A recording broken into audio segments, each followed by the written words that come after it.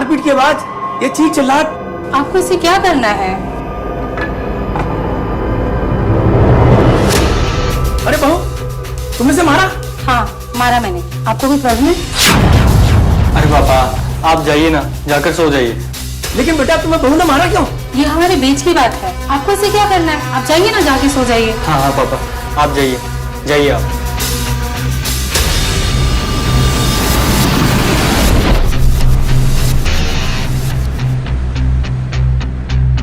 नमस्कार, आदाब, सत श्री अकाल। मैं पिंकी सिंह स्वागत करती हूँ आपका हमारे शो क्राइम टेल्स के इस नए एपिसोड में। एक पत्नी अपने पति को पागलों की तरह पीट रही थी और उसका पति भी मार खा रहा था। ये कैसा रिश्ता था? आखिर क्यों वो पति अपनी पत्नी से पिट रहा था? आखिर उसने ऐसी क्या गलती की थी कि उसकी पत्नी उसे पीटे जा रही थी? और ये दोनों ही अनुराग के पिता को बीच में नहीं आने देना चाहते थे। आखिर इस रिश्ते की सच्चाई क्या थी? क्या ये सच था या फिर आंखों का धोखा, या फिर कोई ऐसा खेल जो ये पति पत्नी मिलकर खेल रहे थे? जानते हैं उसकी सच्चाई।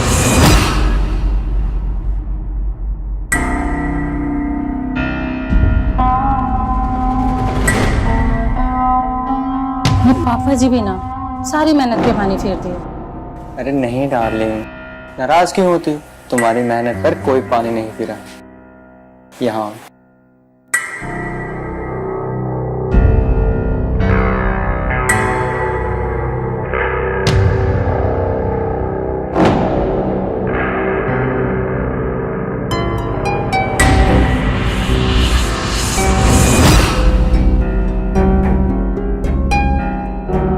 अपने पापा को समझा क्यों नहीं देते कि इस तरीके की आवाजें सुन के दरवाजा ना खटखटाए? अरे अब उन्हें क्या पता कि हमारे प्यार करने का तरीका ही यही है। तो जाकर बता दो ना उन्हें कि जब तक तुम पे थप्पड़ ना बरसाया जाए तुम प्यार करने के लायक ही नहीं होते। ओफो, क्या ये बात भी भला पापा को बताने वाली है? अभी तक तो उन्हें आई नहीं समझ। तुम्हें प्यार करने के लिए तैयार करने में मेरे हाथ दुख जाते हैं, ऊपर से तुम्हारे पापा की एंट्री। मुझे बहुत गुस्सा आता है। अरे छोड़ो इस बात को, लेकिन एक बात है, इस तरह प्यार करने का मजा बहुत आता है। तुम्हारी इस आदत को देख के मुझे इस बात की तसल्ली तो है कि बाहर तुम्हारा कोई अफेयर नहीं हो सकता। अरे क्योंकि कोई लड़की तुम्हें थप्पड़ मार मार के अपने हाथ तो सुझाएगी नहीं। और हाँ, कल तुम फ्री हो ना? कल सोनिया आ रही है, वो मेरी कजन। कल उसका कोई एग्जाम वगैरह है, उसी के लिए आ रही है, तो 3-4 दिन के लिए वो यहीं है। उसके बाद शहर देख लेगी। अरे हाँ हाँ, ये तो बहुत अच्छी बात है। कब है वो टेस्ट? ज्यादा खुश होने की जरूरत नहीं है, संडे को आ रही है, 2-4 दिन में चली जाएगी।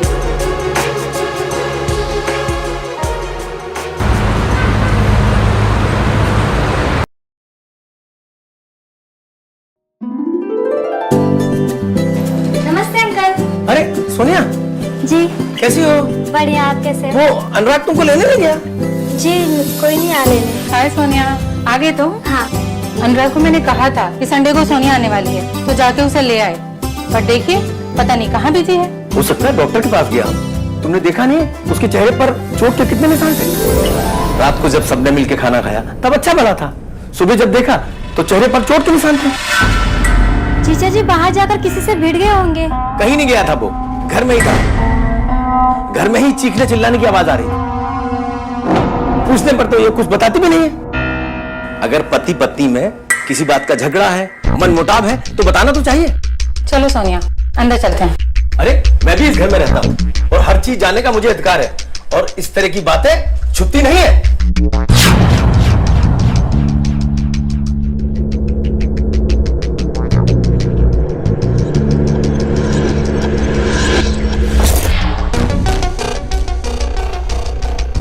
इनके सवालों से तो भगवान ही बचाए।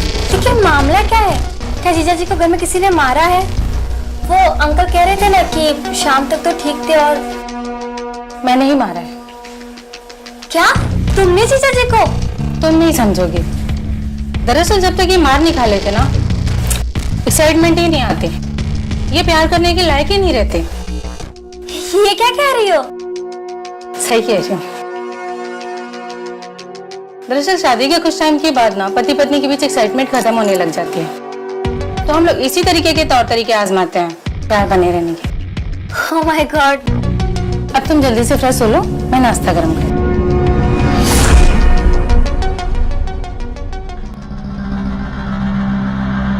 यहाँ होटल में आने की क्या जरूरत है? बाहर सीसीटीवी कैमरे भी लगे होते हैं यार। अरे यहाँ कमरे में थोड़ी सीसीटीवी कैमरा लगा है, तुम डरती बहुत हो। डरते तो तुम भी हो अपनी बीवी से, उसके डर से ऑफिस में भी बात नहीं करते हो तुम मुझसे। अरे उसकी बात जाने दो। ये तुम्हारे चेहरे पे चोट के निशान कैसे हैं? उसी मधु ने दिया है। हमारी शादी को 4 साल हो गए हैं और वो अब ठंडी हो गई है। मैं उसे हाथ तक नहीं लगाता और उसे ये शक है कि मेरा बाहर किसी के साथ अफेयर है, और यही शक दूर करने के लिए मैंने ये रास्ता अपनाया। और सच कहूँ तो एक्साइटमेंट तो मुझे भी होती है। तो तुम उसके हाथों से पिटते भी हो? उसे अब ये भी यकीन हो चुका है कि मेरा किसी के साथ अफेयर नहीं हो सकता, क्योंकि कोई और लड़की तो मुझे पीटेगी नहीं, और अगर पीटेगी तो वो निशानी मधु को नजर आएगी। उससे बेवकूफ बनाने का तरीका अच्छा सोचा तुमने। देखोगी वीडियो किस तरह पीटती है वो मुझे? नहीं नहीं, मुझे नहीं देखना।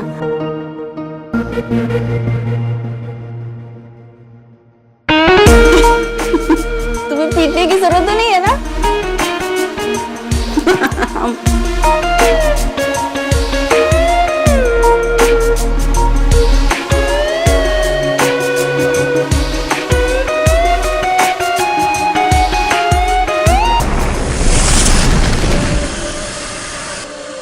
सोनिया, मैं तुम्हें खुद लेने आने वाला था, लेकिन एक अर्जेंट मीटिंग आ गई, इस वजह से लेने आ नहीं सका। सॉरी। कोई बात नहीं जीजा जी। अच्छा, तुम्हारा एग्जाम कब है? बुधवार को। ओह, तो इस बीच तुम शहर घूम लेते? नहीं अंकल, शहर घूमने के बारे में तो बाद में ही सोचूंगी, अभी तो एग्जाम की तैयारी करनी है। ओह, ये बात तो ठीक है। अनुराग, आज कोई डॉक्टर तो मिला नहीं होगा, संडे जो है, लेकिन कल जरूर दिखा देना डॉक्टर को। चेहरे पर दाग अच्छे नहीं लगते। अरे छोड़िए ना पापा, ये सब मैं देख लूंगा। क्या बार बार एक ही बात छेड़ते रहते हैं? तुम्हारी मर्जी। घर में एक मेहमान आई है। अब मैं उम्मीद करता हूं जो कल हुआ वो आगे नहीं हो। हाय डार्लिंग, कब तक इंतजार करवाओगे? कल शाम को मिले। मैंने तुम्हारे लिए 5 स्टार होटल में रूम भी बुक करवाया है। जीजा जी? अरे तुम अब तक सोए नहीं? हाँ, और आप? दीदी सो गई क्या? हाँ, वो तो सो गई, मैं ही जागते रहता हूँ। आखिर करूँगी तो क्या करूँ? उसे खुश करने के लिए जो कर सकता हूँ कर रहा हूँ। मैं तो अपनी खुशियाँ, अपने दुख भूल ही गया हूँ। ये क्या कह रहे हो आप? ये तुम नहीं समझोगी। मैं एक ऐसा पति हूँ जो मधु को खुश रखने के लिए उससे मार खाता है। सुना नहीं तुमने पापा ने क्या कहा? हाँ, लेकिन दीदी तो कह रही थी कि आप अपने एक्साइटमेंट के लिए खुद ही मार खाते हो। अजीब सी बात है। आखिर ये आदत मधु की है। पता नहीं, मुझे मारने के बाद ही उसे एक्साइटमेंट होती है। आफ्टर ऑल हमारी शादी को 4 साल हो चुके हैं, और एक जिम्मेदार पति होने के नाते मेरा ये फर्ज बनता है कि मैं अपनी पत्नी को संतुष्ट रखूं। इसलिए वो मारती है और मैं मार खाता हूँ। तो क्या दीदी झूठ बोल रही थी कि आप इसके बगैर? तुम हकीकत जानना चाहती हो ना? आओ चलो मेरे साथ, हम कमरे में बैठकर बात करते हैं।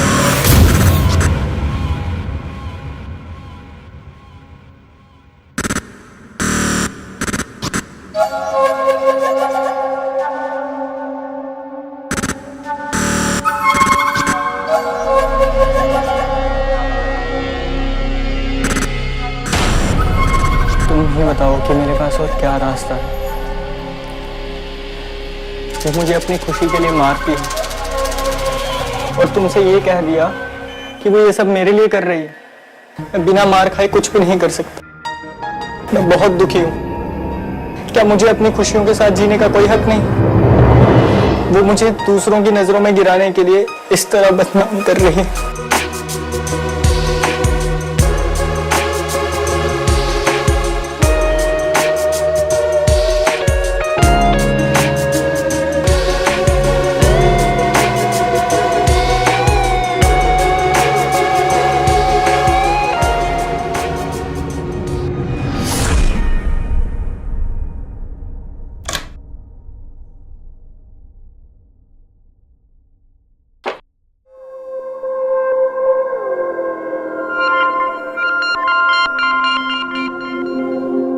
ये ठीक नहीं है। मधु दीदी को पता चल गया तो?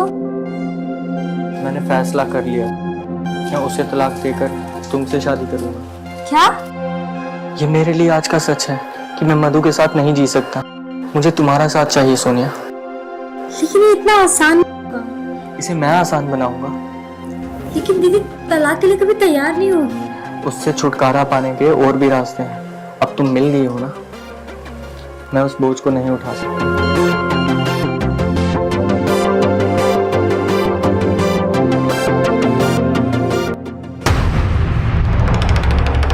ये क्या चल रहा है सोनिया? तुम और अनुराग के साथ, और आप ये रंग ढंग है आपके। मेरी कजन 4 दिन के लिए आई यहाँ पे और आप इससे रिश्ते जोड़ने लगे। हाँ, जोड़ा है हमने रिश्ता। सुन लिया ना तुमने?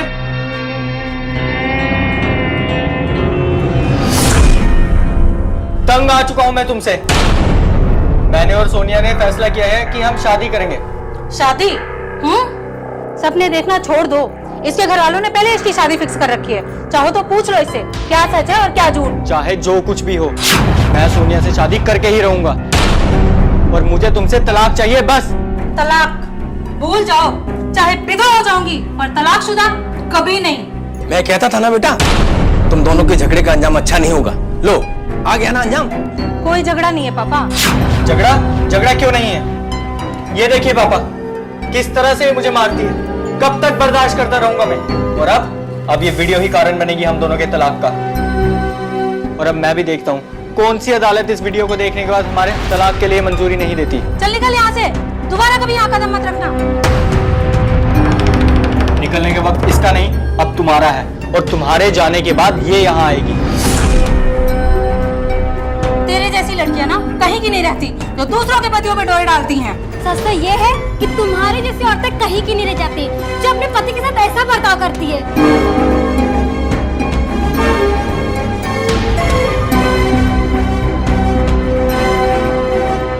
अपने पति के ऊपर हाथ उठाते तुम्हें जरा से भी शर्म नहीं आई? पापा, किस तरह से ये मुझे मारती थी। मैं इसके साथ कैसे रह सकता हूँ? मुझे अब इससे तलाक चाहिए बस। अनुराग एक प्ले बॉय था। न जाने कितनी लड़कियों के साथ उसके रिश्ते थे, लेकिन वो किसी भी लड़की के साथ लंबे समय तक रिश्ते में नहीं रह पाता था। लेकिन मधु तो उसकी पत्नी थी। शायद अपनी पत्नी से पीछा छुड़ाने के लिए उसने रास्ता अपनाया। तलाक की खबर से अब वो लड़कियां भी अनुराग से शादी की बातें करने लगी थी। लेकिन ये बात कोई नहीं जानता था कि अनुराग शादी सिर्फ सोनिया से करने वाला था। बाकी सबके साथ तो वो बस खेल रहा था। अब तो तुम्हारी बीवी से तुम्हारा तलाक होने वाला है। अब तो तुम मुझसे शादी करोगे ना? हमारे रिश्ते में शादी की शर्त कहाँ से आ गई? अरे तुम्हें जो चाहिए वो मिलता रहेगा, तो बीच में शादी के बारे में क्यों सोचना? और हो सकता है मैं शादी करना ही नहीं चाहता हूँ तो। देखो, बस मैं इतना जानती हूँ कि तुम मुझसे प्यार करते हो, और अगर प्यार करते हो तो शादी क्यों नहीं? यार प्लीज, अभी तुम जाओ यहाँ से, हम इस बारे में बाद में बात करेंगे।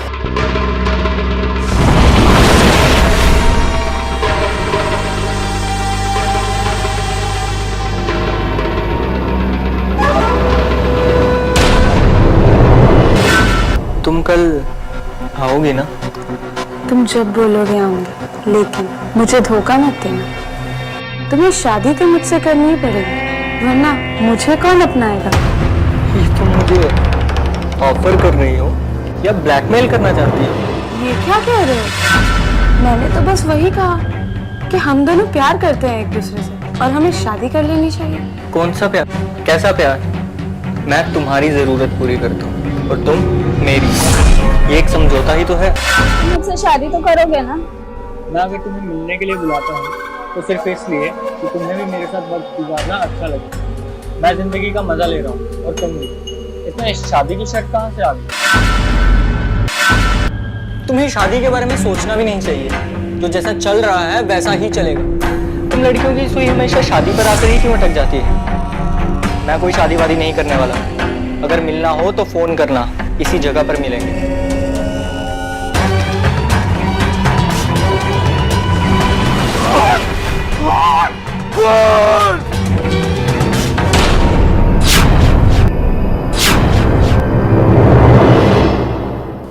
वही हुआ जो अक्सर ऐसे मामलों में होता है। किसी की जिंदगी और खुशियों से खेलने वालों का अंजाम अक्सर ऐसा ही देखने को मिलता है। नाजायज संबंधों के खेल आखिरकार जुर्म पर ही आकर खत्म होते हैं। अनुराग का कत्ल हो चुका था, पुलिस छानबीन कर रही थी और सारी उन लोगों से पता लगा रही थी जिससे अनुराग के संबंध थे। लेकिन पुलिस के सामने सबसे बड़ा सवाल यह था कि आखिर अनुराग को मारा किसने।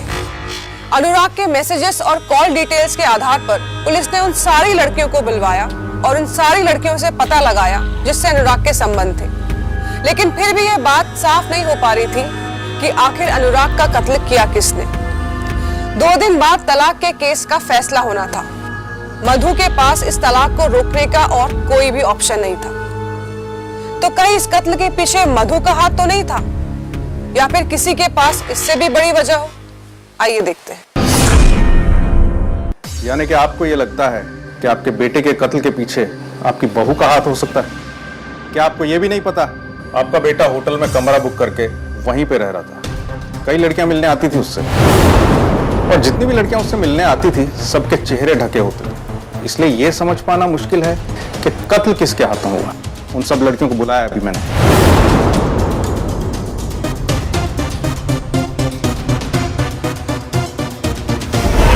सर, इन्हीं में से किसी ने मारा है मेरे पति को। प्लीज इनसे सच उगलवाइए। सच तो हम उगलवा ही लेंगे। हमने होटल के बाहर जितने भी सीसीटीवी कैमरे हैं सबकी फुटेजेस चेक की, लेकिन एक अजीब बात यह है कि जितनी भी लड़कियां अनुराग से मिलने आई सबके चेहरे ढके हुए थे। हमने उन टैक्सी ड्राइवर्स की भी इंक्वायरी की है जो उन लड़कियों को लेके आए थे वहां। और मैं एक बात आपसे कहना चाहूंगा कि कातिल जल्दी ही आप लोगों के सामने आएगा। इंस्पेक्टर साहब, अगर आपको पता लग गया है कि कातिल कौन है तो आप बताते क्यों नहीं?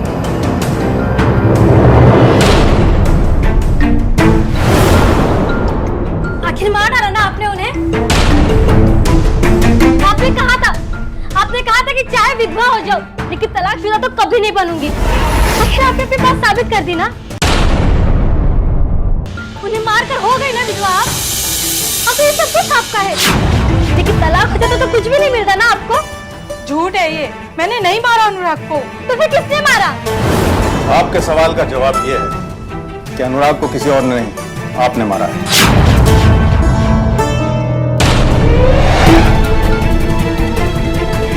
आपका पूरा मामला खुल गया, इसलिए हमने आपको यहाँ बुलाया।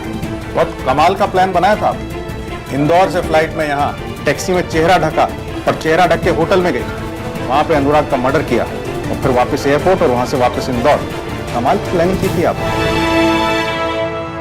लेकिन उस टैक्सी ड्राइवर ने आपका मामला खोल दिया, जिसका नंबर हमें होटल के सीसीटीवी फुटेज से मिला था। साबित करने के लिए हमारे पास सारे सबूत हैं। अब आप खुद कबूल करेंगी कि आपने ही अनुराग को मारा है?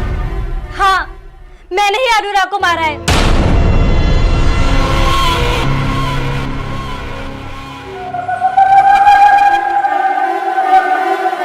ना जाने कितनी लड़कियां मुझसे प्यार करती, लेकिन मैं सिर्फ उसे तुमसे प्यार करता। देखो, तुमने मुझसे कहा कि मैं होटल में मिलना चाहती हूँ और मैंने तुम्हें होटल में बुला लिया। आओ बैठो।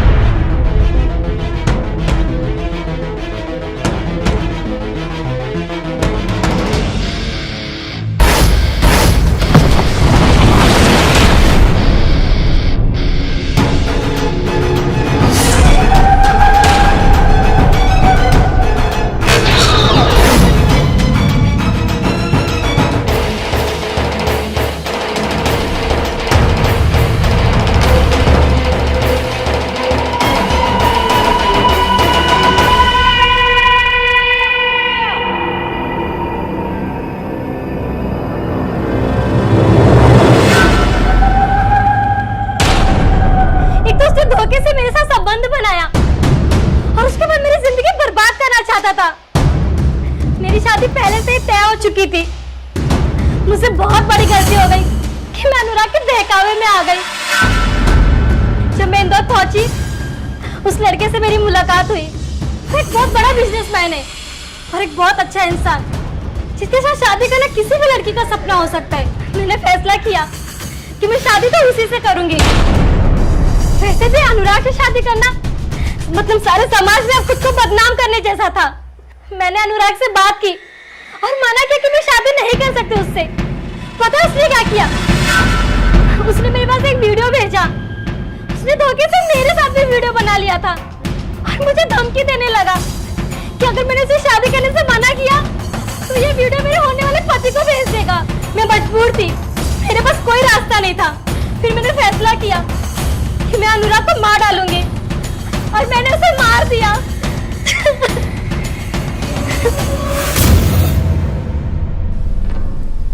हम लगातार प्यार के बदलते रूप को देख रहे हैं।